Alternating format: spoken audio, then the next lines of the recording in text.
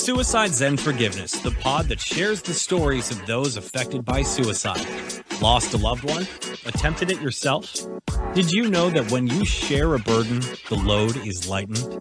Come listen in with your host, Elaine Lindsay. Suicide Zen Forgiveness, the podcast, is for education only. Some of the subject matter could be triggering for those that are newly grieving or in a poor state of mental health. Please call your local suicide hotline or mental health office if you need immediate help. My guest today is Andy Grant. He's known as the King of Authenticity, and he's the founder of Real-Men-Feel. It's a movement encouraging men to come out of the emotional closet. Andy has been producing and hosting the Real-Men-Feel podcast since February of 2016. He's a survivor of multiple suicide attempts, and Andy knows how low we as human beings can feel. He's committed to helping people realize how magnificent life is meant to be. And he has an Amazon bestseller, Still Here: How to Succeed in Life After Failing at Suicide. He's actually helped people all around the globe and includes everything he wished he knew at a younger age. Andy's also a facilitator at mensgroup.com, a contributor at goodmenproject.com, and an initiate of the Modern Mystery School. Without further ado, here's today's guest. Hello there. Hello, Elaine. It's so good to have you on the show with me today. Thank you so much. We're here on Suicide Zen Forgiveness. And I'm honored to chat with Andy Grant, who there are so many things I could say that Andy's involved with. We just put a few of them in his intro there because it's just so commendable that you have taken a route to help so many other people. Yeah, thank you. It's something I certainly did not realize when I was younger, but service is such a huge part of my enjoying life. Oh, you hit the nail on the head. And it's something that it takes some of us a long time to understand. We kind of at times get in like a victim state, and you lose sight of everything kind of outside of you. It's like you're constantly walking around with a mirror. On that note, why don't we just get to the heart of the matter, and let's start where you started, and we'll take it wherever you want to go from there. Well, where I started, let's see. It's interesting. I've often felt that I was born suicidal. Like my suicidal thoughts and depression began at such a young age. I just thought, wow, I just came out of the womb feeling like I was sold a bag of goods I wasn't interested in. My parents were college and high school sweethearts. They were dating. My mom got pregnant, so then they got married. My dad worked full time and went to school full time, trying to make things work. But he was diagnosed with bipolar depression. He was an alcoholic, and they did not last long. And when my parents split up at that same time, about age 4 or 5, a next door neighbor started molesting me. Oh. And that's when I really just started shutting down. I didn't think the world was a safe place.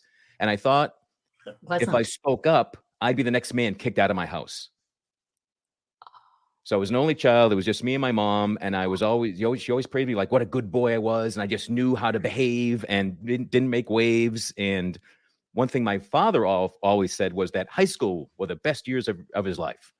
So I thought, well, why would anyone go beyond the best years?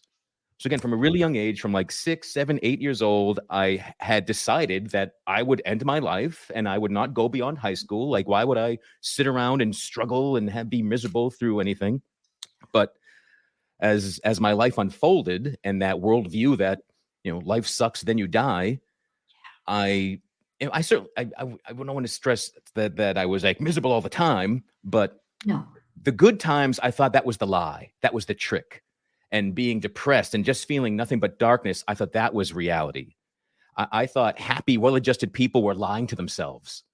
I thought if anyone was honest with themselves, they'd be suicidal too. Like I thought it just made sense. Yeah.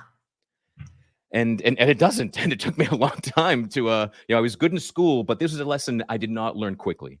No. So my first attempt was about age 12 or 13. I had multiple attempts through my teenage years, my senior year in high school. As graduation approached, and these weren't the best years of my life, I had an attempt that put me into kind of a medical coma for a few days, and then I was committed to a mental hospital for over a month, and I had bad reactions to all the medication they put me on. So it was just I felt more helpless and hopeless even when I did get help.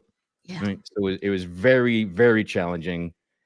Finally, after multiple so-called failed attempts, I just had really this dark night of the soul moment. I had tried to end my life in a way that I had tried previously and did not work, and I could see I'm just this futile attempt, and I'm just trapped in this cycle because it was weird. Like making an attempt brought me some relief. Like, well, at least I tried something. I took some action. It wasn't positive action, but there was this relief from doing something.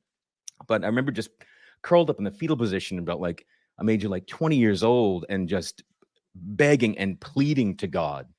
Like there's got to be a better way. Like I'm not good at dying and I haven't been good at living. Yeah. That there must be another way. And for the first time in my life, I got this like really clear message from spirit, my higher self, whatever words you want to use, but that if you share your story, this will all be worth it. And that gave me, the first time I had a glimmer of the hope of the possibility that maybe, just maybe, I'm supposed to be here. And I'm not this broken mistake.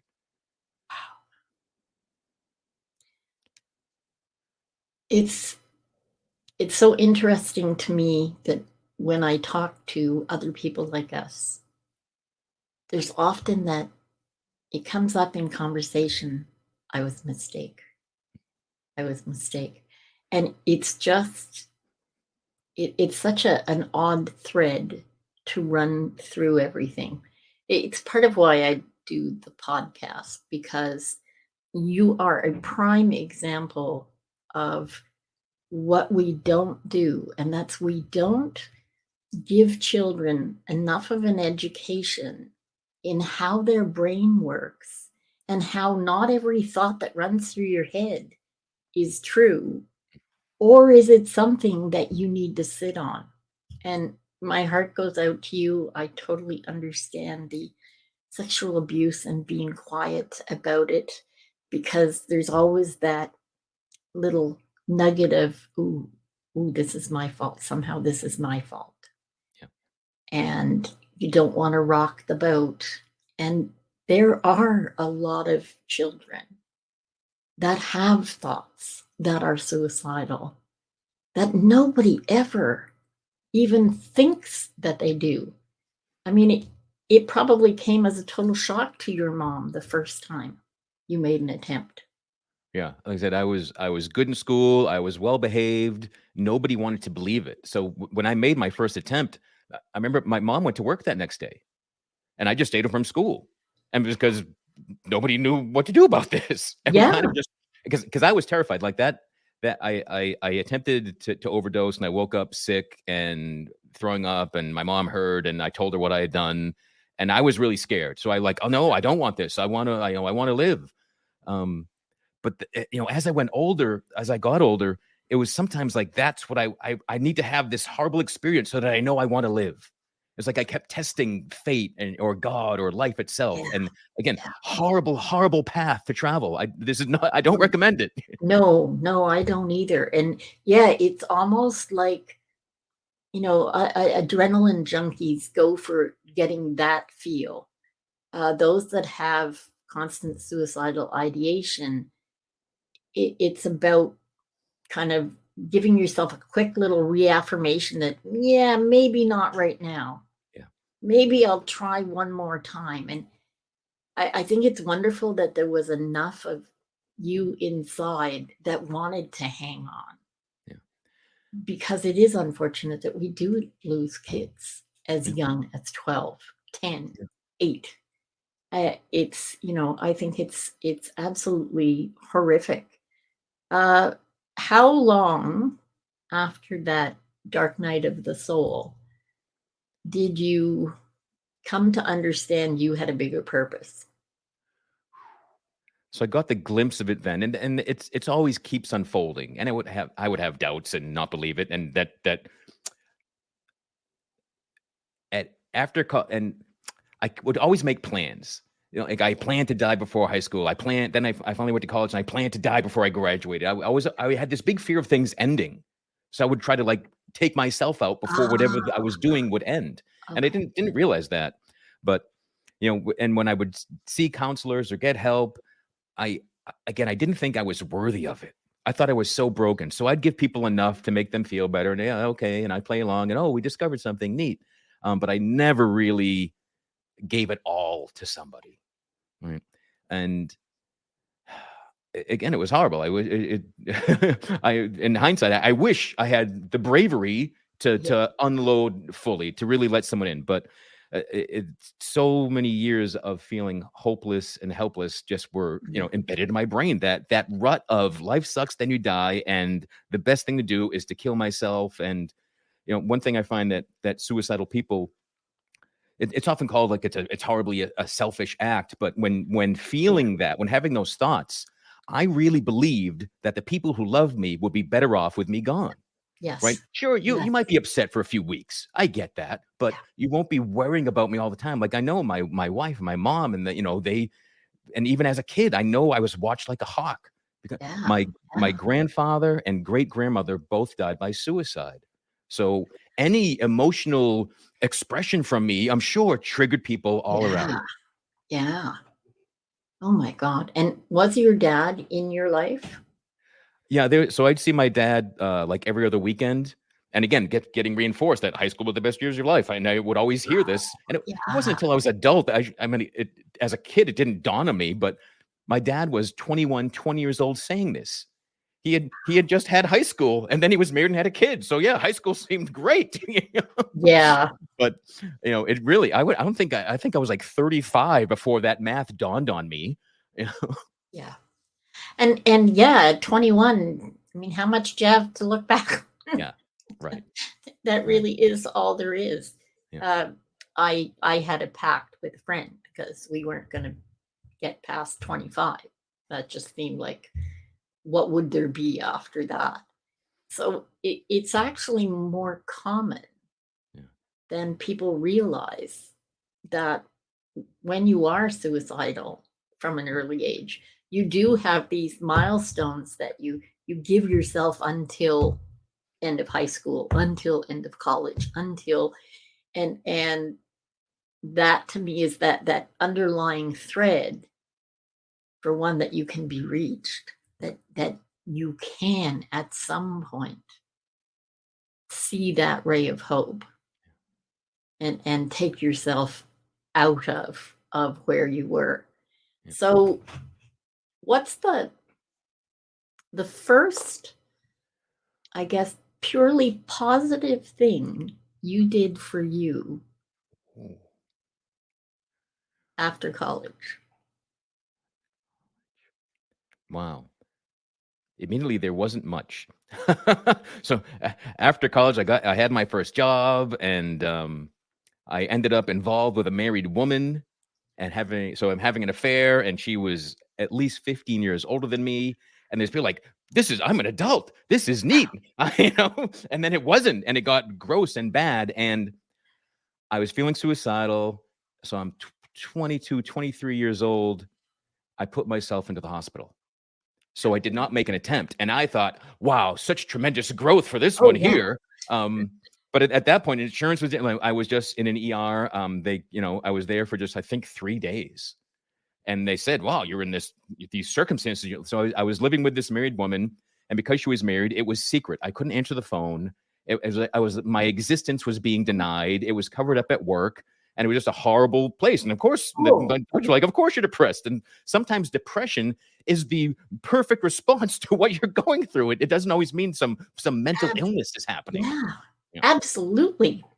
So What a yeah, pressure cooker you had yeah. yourself in. Yep. So I got out of the hospital after just, the 3 or 4 days, and worked with a counselor that I liked and told him everything. And that was really when my growth and healing truly started. Until then, it was spits and spurts. Yeah. And did you stay with that counselor for long? Yeah, I ended up, I think, 1.5 years, which was the Wow. longest many terms for me. And then, but by then I had met, I'm thinking, I just want to eat someone normal, and I did. And so I started dating a woman, and I moved from where I was to be with her, and she wanted to be my wife, and we've been married for 25 years. So Lovely. that those prayers for just someone normal, please, came through. Yeah. But even then, I remember in tears, but we were engaged pretty quick. I've had those moments that I didn't think were possible. I remember being on the first date and holding her hand and got just like, this is the one. I was like, oh my God, like this is a real thing. I thought this mythology. So it was really fabulous, and I'm loving life and feeling high. But then I knew, like, I had to tell her that, look, I will crash at some point. I've been, and it happened because I quit my job. I moved in with her, and maybe a month into it, the wheels fell off, and I was depressed and miserable and thought everything had been a mistake. And again, with her urging, I again found a local counselor. I went on antidepressants again, and we just, because I had someone who believed in me even when I didn't believe in me, that really, all right, well, I'll try to get help for you, even when I thought I was helpless and there was no point, and I was just this loser, and this proved that I was never going to be normal or healthy. Her trust and faith in me let me keep going. That is awesome. And I truly believe you had reached out so many times. You were finally ready to accept the gifts that, whatever you call it, God, the universe, whatever you call it, was offering you. Yeah. I was not raised with any sort of religion, so I thought, I remember there was a Cub Scout badge. I had to read the Bible. I'm like, you can't make me read the Bible. I'm an atheist, and I didn't even know. I had no knowledge experience. So one of the greatest things I've discovered is, I'm more than just this meat suit. Yeah. Doctors had told me I was like bad chemicals. They didn't say it could be fixed, cured, anything. Just said, my brain's broken. And so the more I dealt with traditional medicine, the more hopeless I felt. Yeah. But to really have experiences that I'm more than this body, to have this sense of connection, to have this sense of energy and God, source, universe, again, the word doesn't matter. It's just that knowing that there's more than me. Yes. Yes, there is something greater than us. And when you got married, how long did that initial period last where you felt just hopeful? Probably a good long time. My wife's better than me. So I don't know if anyone's like this. When I'm really high or really low, I get emotional tunnel vision. So life can be so good. Like, I was suicidal, but it seems like it was another person. Yeah. And when I'm depressed, again, as I said before, like the good times were the lie. Like as a kid, I used to think that happy people were up here. They're really high, and it was flat, and they were just always happy. Everything was great. And I was just down in the basement, flatlining the other way. Yeah. But I come to realize that no, like there's ups and downs in everyone's life, and ups and downs are what make life. But as I got healthy, as I did the inner work, as I explored myself, my highs got higher and higher, and my lows got higher and higher. So my worst day this year is better than my best day 10 years ago. Absolutely. Yeah. And ideally, that's the path for everybody's life. Yeah.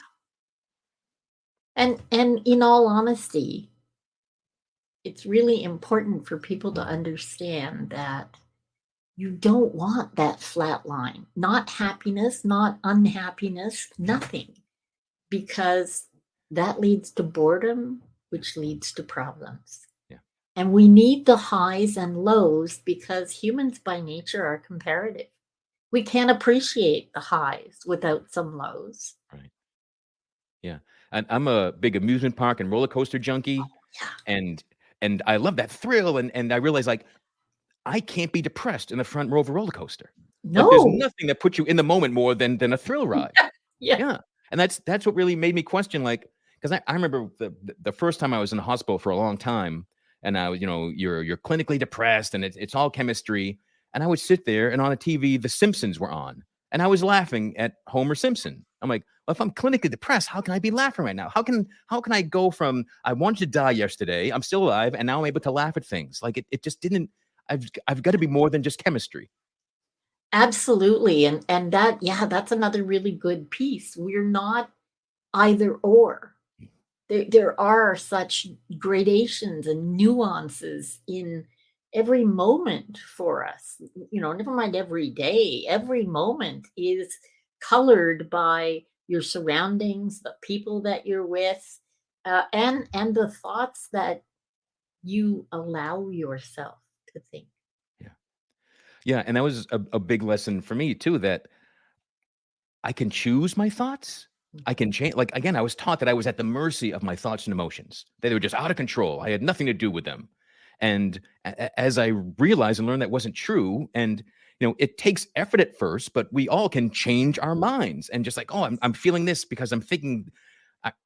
One time, this really got driven home for me. I was sitting on my bed, looking out a window and seeing a tree in my yard. And every time I looked outside, I just imagined myself hanging from that tree, and it would feel horrible. My dog came in. He put his head on my lap and had a ball in his mouth. He wanted to play. And I looked at him and pet my dog Homer, and I smiled, and I felt immediately better. And that's when, like, wait a minute. I just felt horrible. Now I feel better. I went back and forth and, like, imagine myself hanging, playing with my dog. And I would feel my mood and energy change so abruptly and quickly. I'm like, wow, I'm way more in charge than I thought. So again, with those neurons that are firing the most, that truly that rut in my brain, it was easy to fall into that old thinking, that trap.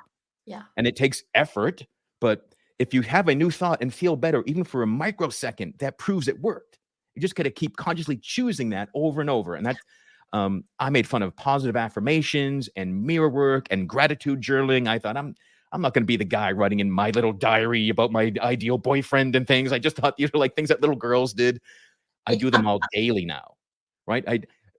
I made fun of everything I do that makes me have a joyous life. I made fun of it until I tried it and I experienced it and I saw results. Absolutely. That's the difference when we can get ourselves to try it, to just try that piece. And I think it's difficult for children who are abused because secrecy is the cloak that keeps you going.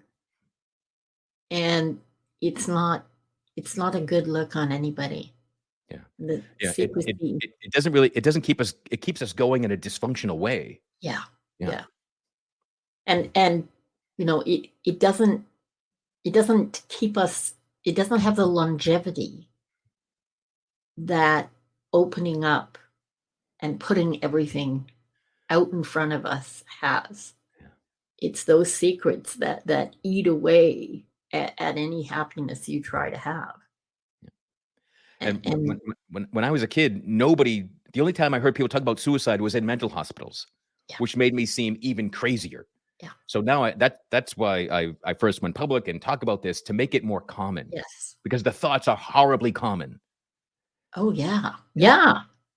Okay. So many people think this way. And I joke that I'm an incredibly slow learner because I talked about everything to do with this, and I talked about the gift I received from my friend who took her life when I was 16. But up until last year, I never talked about my attempts. I never, ever said anything. And it was for a different reason because the only one I have left is my father. And my father recently turned 90. Yeah, but my father was on social media, and some family members were on social media, and I didn't want to cause him more pain. And yet, here I am finally realizing with all the guests that I have on the show, we're better off to bring it out in the open and let people know, because people can't truly help us or truly understand us until we're real about all the things that we are. Yeah. Yeah. I was always sure that if anybody knew the real me, they would run. Yes. Yeah. Yeah.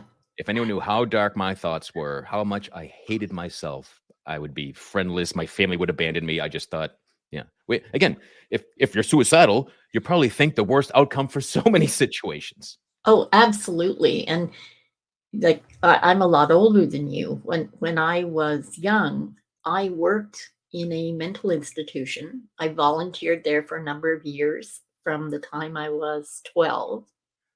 And when I was 15, I got a chance to work there for the summer. But as it turns out, a young man that I used to take the bus with, who was in a home for wayward boys because he used to run away, the stepfather beat his mother and the kids. One day, fourth day, I'm at the place to work, and I run into him and I said, "Oh my God, Michelle, I didn't know you were going to work here too." And he said, "What do you mean, work here? I live here."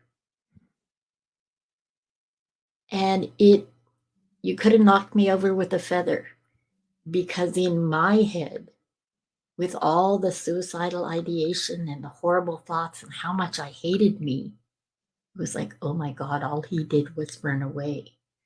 If I tell anybody anything in my head, I'm going to end up here. And I've sat on that since I think it was 1971. And it's it's sadly funny that had I expressed why it bothered me, we could have dealt with it. I'm sure my parents would have made some kind of commentary that would have said, well, no, that's not what happens. And what do you mean you have not great thoughts?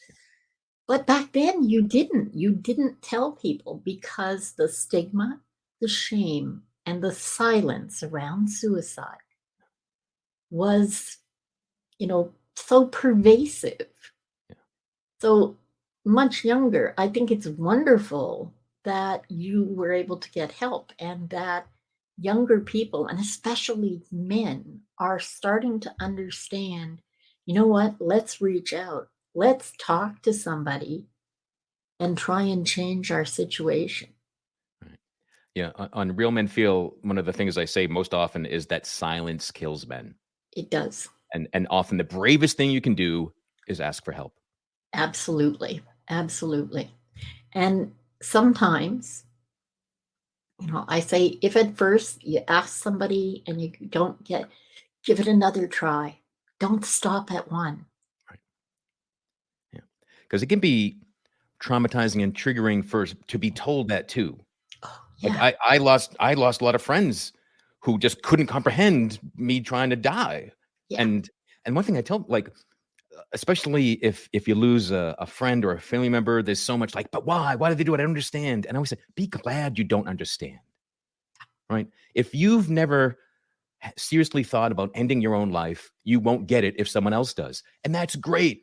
I wish more people were in that place that this makes no sense to me. I cannot understand it. Good. You don't need to step into the shoes. You don't need to feel it because it was a mistake. Right? Let your lack of understanding why someone dies reinforce to stay alive. Yeah. Right? Just see, they made a mistake. There's nothing I could have done. They made their choice. But trying to understand it, I always say, just don't waste your energy. It's not worth being in this space. No, and it can drive you crazy. Yeah. Yeah. Yeah. And going back, and sometimes I speak at suicide support groups, and I'll always have moms asking me and treating me like I'm their son who's gone. And it's been amazing. But for my mom, my mom loved me and was supportive, would have done anything. So I kept things from her because, it's parents can't win, because No. either they support me and love me. I'm like, well, of course, it's my mom. She has to. But then if they ever turn on me, oh, even my mom doesn't support me now. So like there's no matter what they do, that are my twisted thinking will twist that and make it a negative. Absolutely true. And even the parents who try to be the best parents. Okay, we as children, we don't come with a handbook. There is no instruction manual. It doesn't matter, if your parents were helicopter parents, or they were overprotective, or they were absent and they let you do what you wanted. We as humans always want the opposite of what we had. And it's just I guess a failing of human nature, that until we understand how valuable happiness is, we're just not happy necessarily with what we have. Yeah. And for me, I find it's once I could accept that happiness could be my natural state. It wasn't the lie. It wasn't the illusion. And you could be happy and sad. You could be happy and depressed. Like it's the emotions aren't exclusive either. That's right. That's right. Oh, that's such a good point. Yeah, that's a really, really good point. It's not one or the other. Yeah. And yeah, in the same minute. Again, we talked about roller coasters earlier. Like life is meant to be that. It's not meant to be like, manic and out of control, but that you can go from feeling sad about something to enjoying the beauty of something, to laughing about something, to having tears about something, all in the same moment. Absolutely. Absolutely. And it's something that I find, and I'm sure you do too, doing the podcast, when we get to share the stories of those that we've lost, when we name them and share the memories. Yeah, that roller coaster of emotion is just high speed, the big drops and what have you. But it's better than not having it. Yeah. Right. So much better. Yeah. And so many people are afraid to feel.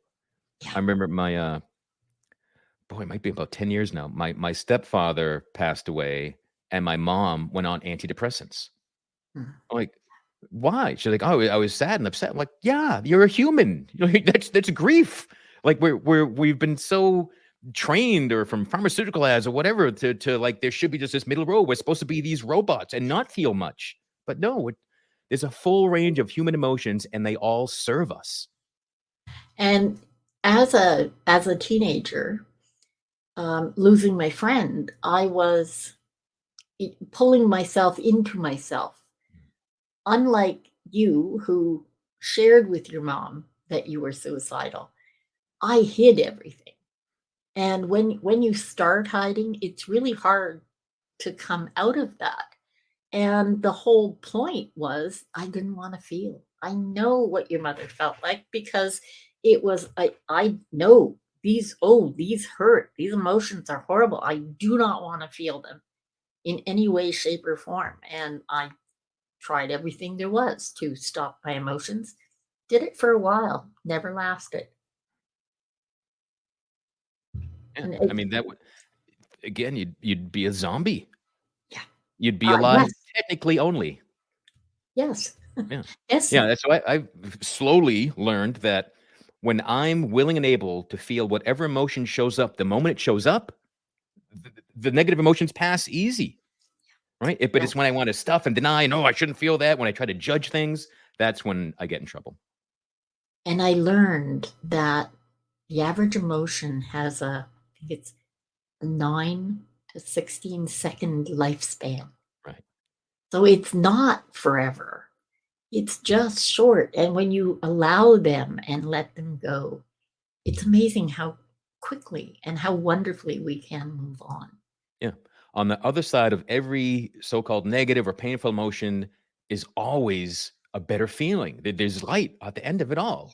And it's the insistence and the fighting, the resistance against it. I'm not good enough. This is how it'll always be. That's what keeps us in it. We don't really let it pass through us, because it's just an energy. Absolutely. And that the pain that comes along with those thoughts and all the negativity and all of that, if you just let yourself feel that emotion for those 9 seconds, you can move right on out of the pain and make it about being happy. Yeah. There were so many times I was sure, like, oh, if I start crying now, I'll never stop. Yet I've always stopped. And there's that phrase, a good cry, because a cry is good. Like it helps Absolutely. us. Yeah. Absolutely. And it's funny how many people are or used to be so proud of the fact that they don't cry. Yeah. Oh, I I agree. don't. Yeah, I don't show emotion. Okay, well, how is that good? And there were times, I'm sure you as well felt the same thing, that yeah, it was better to just leave them far away. No, actually, so at like 13, 14, 15, I could feel this like misery in me, and I didn't know what it was. I had no memory of the abuse or anything. And I Wow. would alone, far underage, get drunk so that I could cry. Yeah. And that Oh, was like that was my self-medication. That was my therapy. I could only sob when I was drunk. Um, and that's what I used it for. Like I didn't, I was drinking earlier than some of my peers, and I remember, years later, I ended up going through AA, and as my parents were like, they put me in a drug rehab when I wasn't on drug. Like people told me I had the addictive personality, and I just skipped the substance. I went all straight to the negative effects of it without using anything. wow. Like, oh, I'm advanced, I guess. But again, so I wanted to feel better. I was just searching for tools and keeping it a secret, though. Yeah. But yeah. Yeah. And at what point did the abuse come out? I was 19 years old. I was in a mental hospital, and there was a class about sexual abuse, and I just started getting flooded with memories and images, and I thought I was losing my mind.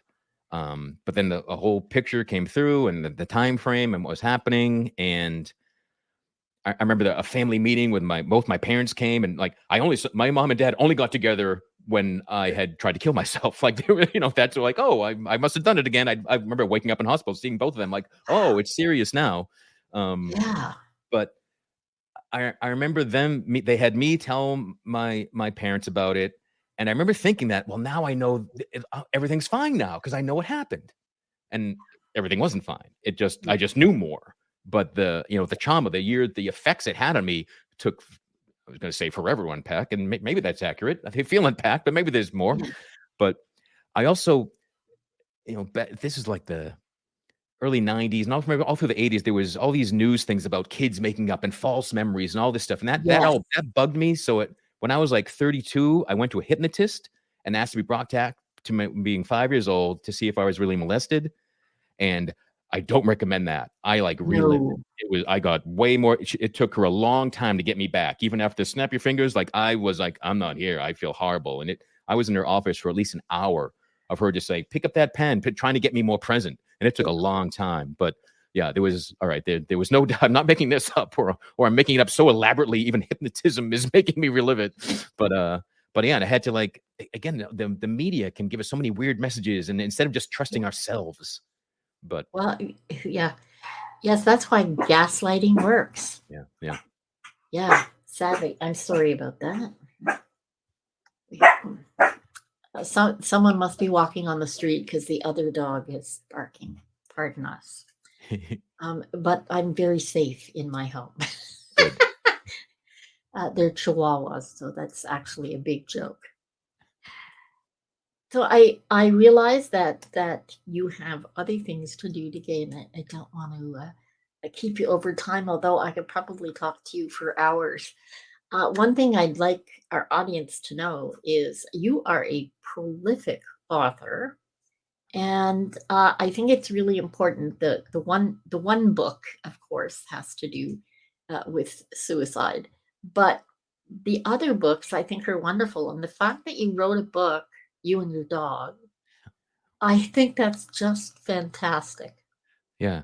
Again, because there's a special bond. There's a special bond between men and dogs, because I and many men I've met, Our dogs see us at our worst. We don't hide things from our dogs. My dog saw me depressed and sobbing way more than any other human did. And when he was suddenly gone, I was devastated. And so it began as a blog post. I expanded into that. It was just I think it was the six or eight life lessons I learned from my dog Homer.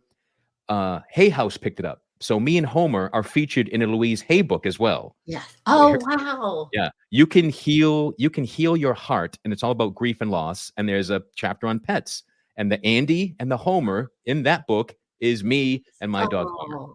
Oh, that's lovely. Yeah, yeah. So, and again, it just shows that you don't know what moment of your life can live on and make an impact on others.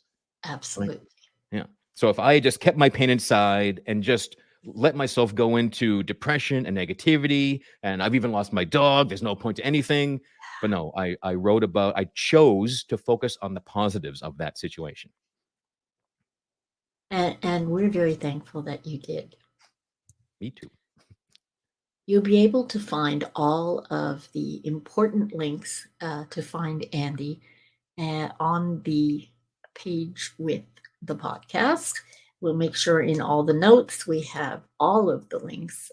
There are a lot of books that you can take a look at, and your three, the Good Men Project, and the mystery. This I have to ask. The Modern Mystery School. The Modern Mystery School. It was not what I first thought.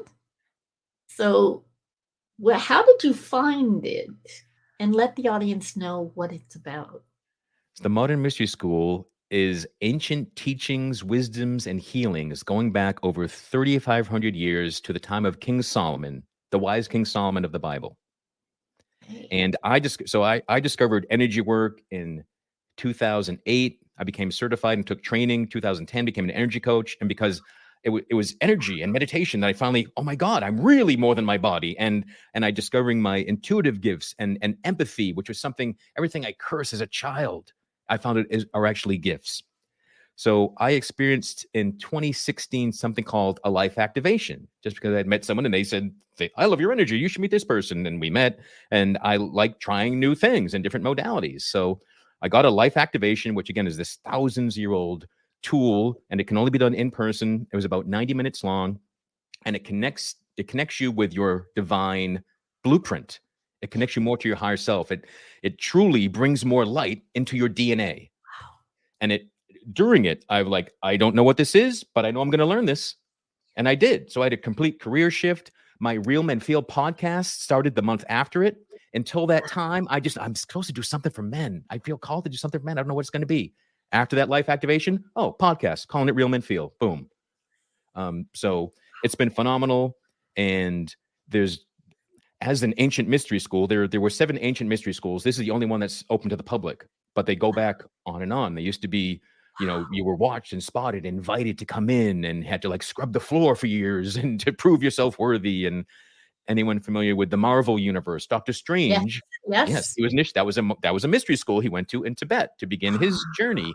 Okay. And watching those movies, I'll see books. I know that book. I recognize that name. And it's powerful and healing. So yeah, I've gone further and further in my journey. So I'm a certified healer. This year I become a guide and a teacher with the mystery school.